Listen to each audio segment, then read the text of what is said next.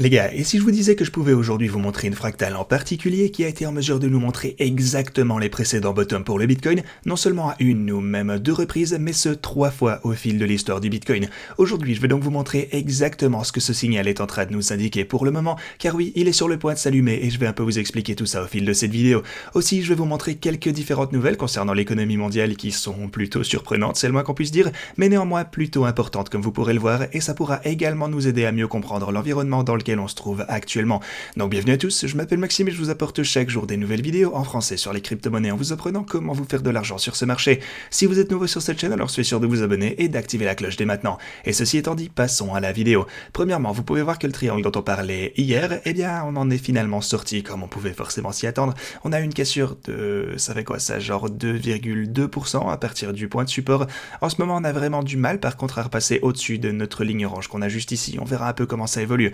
Donc en général les gars, ma stratégie est toujours la même que ce que je vous ai exposé durant les quelques dernières semaines maintenant. Voilà alors selon moi la range dans laquelle on va continuer à trader pendant encore un petit moment maintenant. Du coup soyez prêts pour voir ce genre d'action latérale pour le Bitcoin et soyez patients surtout. Maintenant si vous regardez cette formation en triangle du Bitcoin, eh bien vous pouvez également constater qu'effectivement la résistance est toujours la même, mais vous pourriez également, si vous voulez un peu développer, tracer une autre ligne de tendance qui ressemblerait plutôt... disons quelque chose comme ceci, ok, ça marche aussi. Donc ouais, et sur les corps de chandelle, la plupart du temps, on a cette mèche, les mèches juste là également, donc voilà. Sachez juste en gros que ce pattern est valide également, mais il s'agissait tout de même de la ligne de tendance initiale. Comme ceci, on a déjà perdu ça, comme vous le savez, donc faites attention à tout ça, car c'est relativement important. Ok, maintenant, une autre chose que je vais vous montrer de ce côté maintenant, en fait, on sait que les marchés traditionnels influencent toujours sévèrement ceux des cryptos, et vous pouvez voir qu'on est maintenant juste en dessous d'une résistance importante ici sur les marchés traditionnels, à voir comment ça évolue donc. Mais encore plus important que ça, il faut également que je vous montre ce graphique en question. Il s'agit en fait de... Ouais, ok, vous savez quoi, je vais plutôt terminer ce truc d'abord. Voilà donc les marchés traditionnels sur l'intervalle de 4 heures, mais si on prend maintenant l'hebdo, je peux activer une moyenne mobile assez parlante. La ligne que j'aimerais vous montrer maintenant est la moyenne mobile de 200 semaines qu'on a juste ici, et si vous n'avez pas déjà vu ce qu'elle représente, vous allez comprendre pourquoi elle est aussi importante. Alors, cette moyenne mobile de 200 semaines, vous voyez que le prix est en train de s'en approcher, simplement, mais alors, que s'est-il passé précédemment lorsqu'on a pu revenir toucher, ou en tout cas revenir proche de ce niveau? Eh bien déjà, durant le crash du Covid, on a brièvement trouvé du support sur ce niveau, c'est pour dire, mais après ça, évidemment, tout est parti en sucette. On se souvient de ce qu'il s'est passé, on a donc continué à chuter en dessous, mais on est presque immédiatement revenu à la normale après seulement quelques semaines de trading.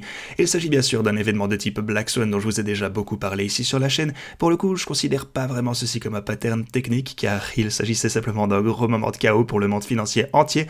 Mais regardez ça tout de même, précédemment, on a pu trouver du support à partir de ce niveau, on a trouvé du support genre à peu près aux alentours de ce niveau ici, pour le coup on n'a pas chuté jusqu'à l'atteindre précisément, mais on peut tout de même dire que le S&P 500 a été aidé par ce support. Aussi, ouais, encore une fois, juste là où on est légèrement passé en dessous de ce niveau, mais on s'est tout de même fait supporter en fait tout ça de cette zone en général, je dirais que ça compte, et encore une fois ici en 2008, où ce niveau nous a offert pas mal de support. Donc ok, on sait maintenant que les marchés traditionnels ont tendance à trouver du support sur la moyenne mobile de 200 semaines quand tout part au sud, cette ligne orangée est donc vraiment vitale, voilà le point d'où on part. Ok, on va un peu mettre ça en perspective maintenant, que s'est-il passé avec le prix du Bitcoin durant ces périodes de temps? Eh bien déjà, on va commencer par... évidemment, on peut pas utiliser les données de 2008 car le Bitcoin n'existait même pas encore, mais par contre, ce qu'on peut faire, c'est qu'on peut regarder ce qui s'est donc passé avec le prix du Bitcoin à l'occasion qui a suivi cette date. Ça nous amène donc à cette occasion juste ici en 2011. Voilà donc là où le S&P 500 avait trouvé son bottom. On est revenu donc toucher la moyenne mobile de 200 semaines à ce point, et vous pouvez voir donc qu'à partir de là, si on rezoome ici, eh bien oui, simplement vous voyez qu'il s'est agi du point auquel on est venu toucher la moyenne mobile de 200 sur le S&P 500, et à ce moment-là, le Bitcoin était en train de chuter, encore une preuve de leur corrélation, ça c'est plus trop approuvé. Ensuite on a donc recommencé à monter sur les marchés traditionnels, et on a également pu voir un rallye de malade pour le Bitcoin. Voilà donc le fond de la baisse, non seulement pour les S&P, mais également pour le Bitcoin et les cryptos en plus général. On peut donc continuer, voilà la fois où on est presque revenu toucher ce niveau avant de pouvoir rechuter ici, mais pour le coup, on voit encore qu'il s'agissait d'un niveau pour le Bitcoin à partir duquel on a pu rapidement redécoller.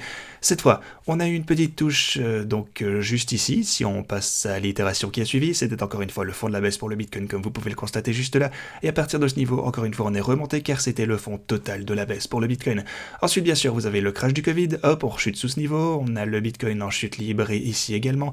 Mais à partir de ce point, on sait donc ce que le Bitcoin a fait, il s'en est sorti. Et regardez ça, on est encore en train de s'approcher de ce niveau, en fait, c'est là où on voulait en venir. Pour le coup, on n'y est pas encore totalement, mais on est sur le point de s'en approcher. Si le SCP-500 donc continue à chuter, on pourrait vite s'y retrouver, mais la question est donc de savoir si cette fois sera différente. Vous savez que c'est une question qui revient énormément en ce moment. Est-ce qu'on va encore voir la même chose que ce qu'on a pu voir par le passé, à savoir donc un gros rallye à partir de ce niveau? Bien sûr, on pourrait avoir quelque chose de similaire, genre venir toucher ce niveau et puis remonter, ou alors on pourrait simplement y revenir, on pourrait chuter encore plus bas en dessous, peut-être latéraliser pendant un petit moment et finalement redécoller. C'est généralement quelque chose comme ceci qu'on a pu voir par le passé, mais est-ce que cette fois sera différente? Dites-moi ce que vous en pensez dans l'espace commentaire. Et bien sûr, si vous voulez trader cette volatilité, alors n'hésitez pas à vous inscrire sur OKX, vous serez en mesure d'y obtenir jusque 10 000 $ également, sinon vous aurez jusque 4 530 $ ici sur Bybit, ainsi que jusque 4 500 $ sur Femex. Du coup, assurez-vous de profiter de toutes ces offres en bas dans la description. Ok, par contre, j'ai maintenant une dernière chose de laquelle vous parlez, et il s'agit du fait que les banques fédérales chinoises ont reçu pour instruction de l'État d'acheter des actions pour contenir la pression de vente. C'est fou. Les marchés aux actions en Chine, un peu comme partout dans le monde au final, sont en train de voir des montants de vente relativement stressants pour leur économie ici. Donc, les banques ont reçu comme indication de repousser le prix des actions chinoises à la hausse en achetant davantage. Ce qui, pour le coup, c'est assez bizarre, mais c'est vraisemblablement ce qui est en train de se passer actuellement. Donc, peut-être qu'on va avoir un petit peu de soulagement sur les marchés traditionnels alors qu'ils essayent de contenir cette pression de vente. Mais encore une fois, dites-moi ce que vous en pensez en commentaire. Est-ce que vous croyez que les marchés aux actions vont un petit peu arrêter de chuter avec cette nouvelle? Est-ce que vous pensez comme moi qu'on risque de plus ou moins latéraliser pendant encore, je dirais plus ou moins 2 ou 3 semaines ici? En tout cas, dites-moi ce que vous pensez en commentaire de la situation actuelle. Ok les gars, c'est tout ce que j'avais pour vous aujourd'hui. Merci beaucoup d'avoir regardé cette vidéo et moi je vous dis à la prochaine.